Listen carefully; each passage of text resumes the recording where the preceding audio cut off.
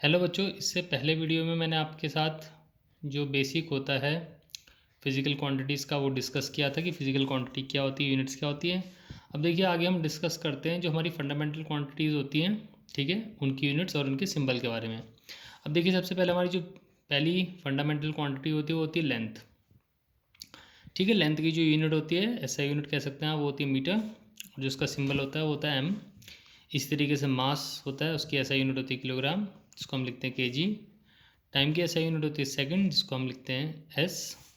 Temperature की SI unit होती है केल्विन, जिसको हम लिखते हैं के। इलेक्ट्रिक करंट की एसआई यूनिट होती है एम्पियर, जिसको हम लिखते हैं ए से डिनोट करते हैं। अमाउंट ऑफ सब्सटेंस की यूनिट होती है मोल, जिसको हम एम ओ एल से डिनोट करते हैं। ल्यूमिनस इंटेंसिटी की यूनिट होती है कैंडेला, जिसको हम सी डी से डिनोट करते हैं। अब देखिए मैंने आपको पहले ही बताया था कि जो हमारी क्लासिकल मैकेनिक्स होता है, क्लासिकल मैकेनिक्स में ये तीन जो फंडामेंटल क्वांटिटीज़ होती है लेंथ मास टाइम, इनका ज़्यादा काम होता है। अब देखिए इनकी जो हमारे पास यूनिट्स होती है, इनकी यूनिट्स के बेसिस पे मैं क्या करूँगा, जो कुछ मेरी डिराइव फिजिकल क्वांटिटीज़ होती हैं, ठीक है, डिराइव फिजिकल क्वांटिटी, उनकी यूनिट मैं निकालते जाऊँगा बहुत आसानी से इनकी यूनिट के बेसिस पे, जो हमारी लेंथ मास और टाइम होता है। ठीक है, अब देखिए आप देख ही लीजिए लेंथ को एक बार दोबारा से, मीटर, किलोग्राम एंड सेकंड। अब देखिए डिराइव फिजिकल क्वांटिटी की बात, सबसे पहले देखिए जैसे मैंने यहाँ पे लिख रखी फिजिकल क्वांटिटी, इनका जो रिलेशन होता है अदर फिजिकल क्वांटिटी के साथ, इनकी एसआई यूनिट और सिंबल की बात करते हैं। अब जैसे मैं एरिया की बात कर रहा हूँ, अब जैसे यहाँ पे मैंने एक एरिया का सिंपल फॉर्मूला लिख दिया, लेंथ इंटू ब्रेथ, जो कि रेक्टेंगल का एरिया होता है।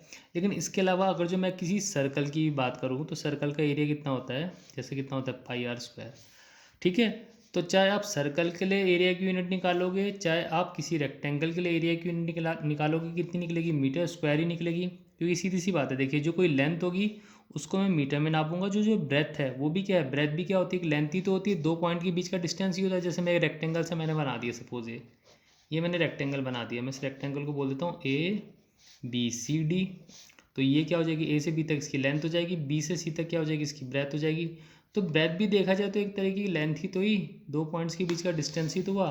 तो मैं अगर जो लेंथ को मीटर में नापूंगा तो ब्रेथ को भी मीटर में नापूंगा, तो यूनिट क्या हो जाएगी, मीटर स्क्वायर। इसी तरीके से अगर जो मैं सर्कल की बात करूँ तो भाई सर्कल का एरिया कितना होता है, पाई आर स्क्वायर। तो देखिए यहाँ पे पाई तो कांस्टेंट होता है, ठीक है, रेडियस को मैं ऑब्वियस सी बात है मीटर में लूँगा, मीटर का स्क्वायर हो जाएगा, तो यहाँ पे अगेन यूनिट क्या आएगी, मीटर स्क्वायर ही आएगी। तो एरिया जैसा भी होगा उसकी यूनिट क्या आएगी, मीटर स्क्वायर। उसी तरीके से वॉल्यूम कितना हो जाता है, अगर जो मैं किसकी बात कर दूँ, क्यूबॉइड की बात कर दूँ, तो उसका जो वॉल्यूम का फॉर्मूला होता है length into breadth into height होता है। ठीक है, तो ऑब्वियस सी बात है लेंथ को मीटर में नापूंगा, ब्रेथ को भी मीटर में नापूंगा, हाइट को भी मीटर में नापूंगा, तो मीटर क्यूब हो जाएगा। इसी तरीके से मैं अगर जो डेंसिटी की बात कर रहा हूँ, डेंसिटी का मतलब होता है मास पर यूनिट वॉल्यूम। तो मास की यूनिट कितनी होती है, किलोग्राम। वॉल्यूम की यूनिट होती है मीटर क्यूब, तो इसकी यूनिट क्या हो जाएगी, केजी पर मीटर क्यूब, या केजी मीटर क्यूब इनवर्स। इसी तरीके से मैं आगे भी डिस्कस कर सकता हूँ, मैं जैसे मान लीजिए बात कर रहा हूँ डिस्टेंस की। ठीक है, तो डिस्टेंस क्या होती है, एक लेंथ ही होती है। ठीक है, तो उसकी ऐसे यूनिट क्या हो जाएगी, मीटर हो जाएगी। डिस्टेंस की बात करें, डिस्प्लेसमेंट की बात करें, दोनों की ऐसे यूनिट क्या होती है, मीटर ही होती है, और एम से ही डिनोट करेंगे। ठीक है, डिस्टेंस बोल लो या डिस्प्लेसमेंट बोल लो, ये हम आगे डिस्कस करेंगे कि डिस्टेंस और डिस्प्लेसमेंट में अंतर क्या होता है। इसी तरीके से अगर मैं आगे बात करूँ, स्पीड की बात करूँ, तो स्पीड का फॉर्मूला होता है डिस्टेंस अपॉन टाइम। तो डिस्टेंस की यूनिट होती है मीटर, टाइम की यूनिट होती है सेकंड, तो यूनिट क्या हो जाएगी, मीटर पर सेकंड। ठीक है, इसके बाद अगर जो मैं वेलोसिटी की बात करूँ, तो वेलोसिटी का फॉर्मूला होता है डिस्प्लेसमेंट अपॉन टाइम। तो डिस्प्लेसमेंट अगेन मीटर में नापेंगे, टाइम को सेकंड में, तो यूनिट क्या हो जाएगी, मीटर पर सेकंड। इसके बाद अगर जो मैं बात करूँ मोमेंटम की, जिसको हम यहाँ पे प्रिसाइजली लीनियर मोमेंटम बोलेंगे, क्या बोलेंगे हम यहाँ पे, लीनियर मोमेंटम। बेसिकली इसको पी से डिनोट करते हैं, फॉर्मूला होता है मास इंटू वेलोसिटी। तो मास की यूनिट होती है केजी, वेलोसिटी की यूनिट होती है मीटर पर सेकंड, तो यूनिट क्या हो जाएगी इसकी, ऐसा यूनिट केजी मीटर पर सेकंड। ठीक है, अब ऐसी हम बात करते हैं एक्सेलरेशन की। एक्सेलरेशन का मतलब होता है change in velocity upon time. तो भाई जो वेलोसिटी में चेंज आएगा वो ऑब्वियस सी बात हम किस में कैलकुलेट करेंगे, मीटर पर सेकंड में। टाइम को किस में कैलकुलेट करेंगे, सेकंड्स में, तो इसकी ऐसे यूनिट हो जाएगी मीटर पर सेकंड स्क्वायर। अब ऐसी हम बात करते हैं फोर्स की। तो फोर्स का फॉर्मूला होता है मास इंटू एक्सेलरेशन।